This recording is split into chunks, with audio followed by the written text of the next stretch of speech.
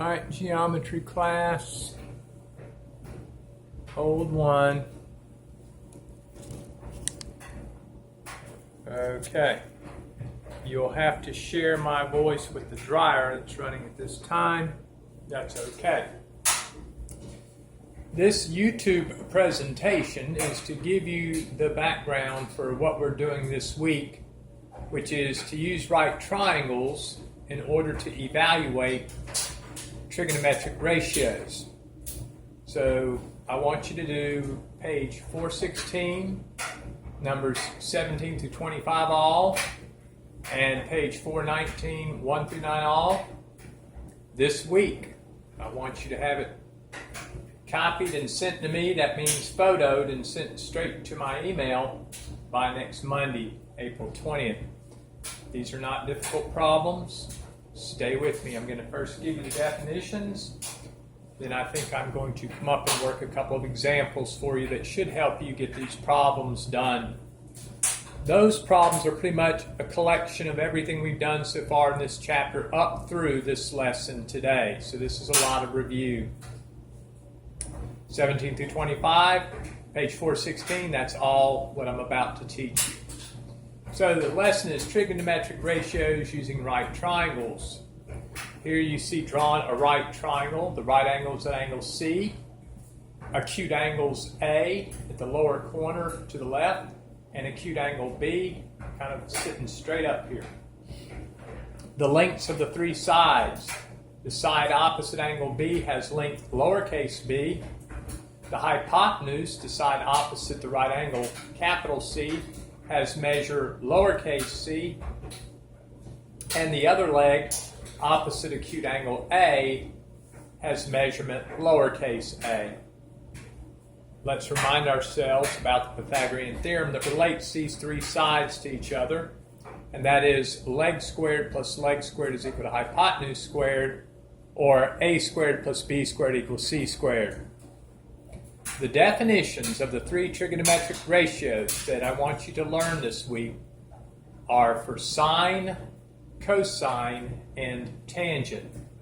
We abbreviate the three of them. Sine is abbreviated SIN, cosine is abbreviated COS, and tangent is abbreviated TAN. We read these as follows. SIN with parentheses around A is read sine of angle A, or simply sine of A, where A is understood to be an angle. COS, parentheses around A, is read cosine of angle A. That's equal to the side adjacent over the hypotenuse. TAN, parentheses around A, is read the tangent of angle A, which is found by putting the side opposite angle A over the side adjacent to angle A. Let's go to angle A and name who these three sides are with respect to where they're located. Here's angle A. This side is opposite of angle A. The side labeled B is the side adjacent to angle A. Side B, which is a measure of AC, is the side adjacent to angle A. Side C, which is opposite the right angle, is always called the hypotenuse. So we find sine of angle A by finding the side opposite of angle A and dividing it by the hypotenuse of the right triangle. So opposite over hypotenuse in this case is A over C. The definition of cosine of angle A is the side adjacent to angle A divided by the hypotenuse. The side adjacent to angle A is the side whose measure is B. The hypotenuse remains the side whose measure is C. So the cosine of angle A is adjacent over hypotenuse, which is B over C.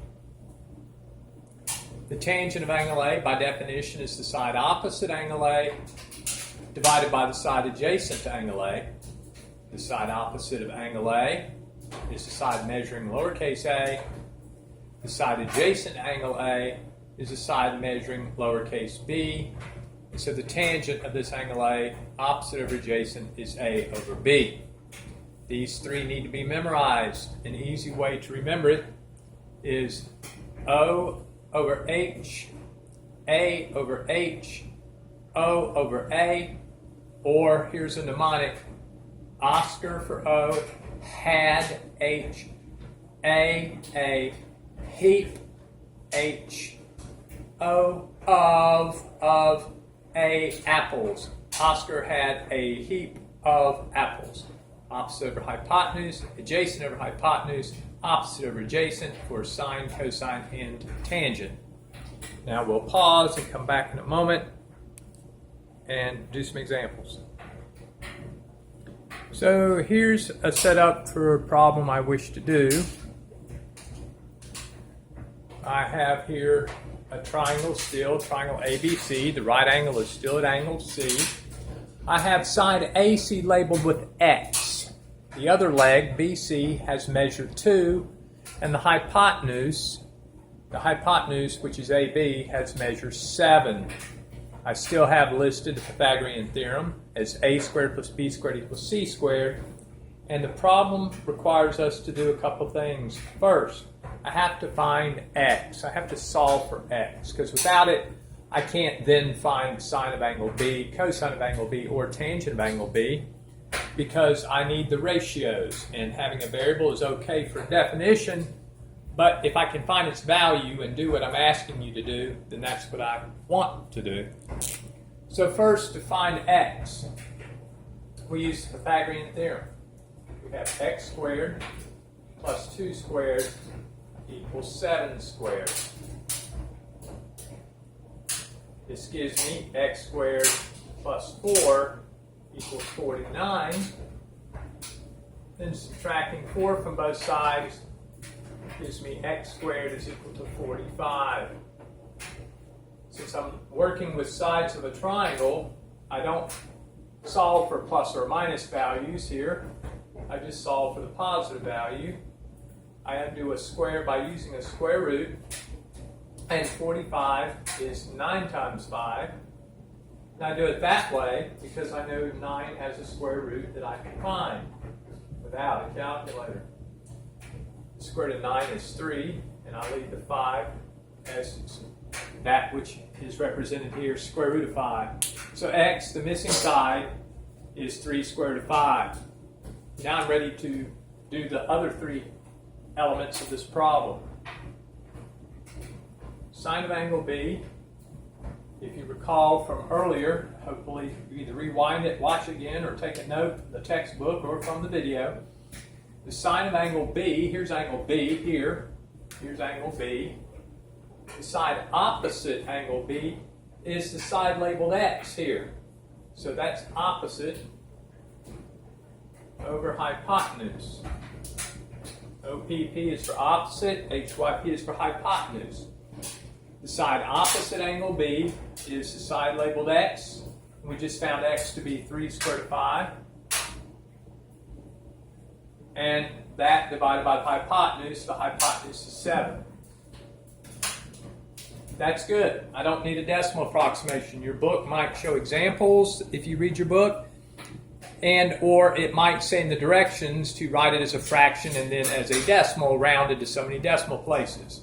I do not ask you to do the decimal part. Just use the ratio for the numbers provided. We'll be good there. Cosine of angle B. Cosine by definition is the side adjacent to that angle divided by the hypotenuse.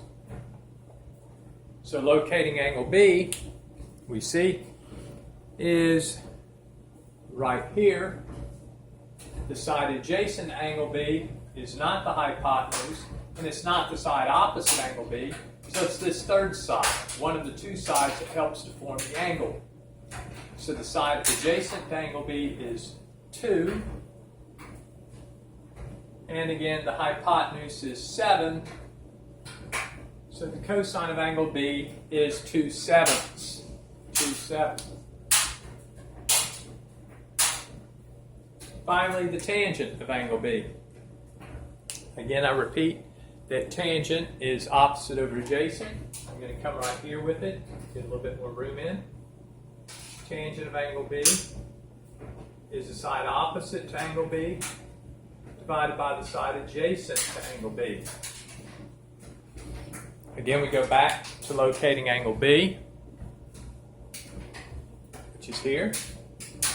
The side opposite angle B is x, and x we have found to be 3 square root of 5. Divided by the side adjacent to angle B. The side adjacent to angle B is 2. So the tangent of angle B is 3 square root of 5 divided by 2. This is what we have for the new content. Make sure that you have read the text prior to page 416. They're examples. The definitions and or theorems, as usual in the textbook. I still highly recommend you keep up with the notebook. If you've quit doing that since you've been home, that's not going to help you, so keep up the notebook. Watch these YouTube videos that I post. I'm only going to probably for the while do one a week because they are rather time consuming. Also come into Zoom. I'll be sending out reminders when those Zoom sessions are. But as soon as I get these videos uploaded and push out a remind, go ahead and watch them. They're running about 10 minutes or so. All right, see you later this week. Have a good day.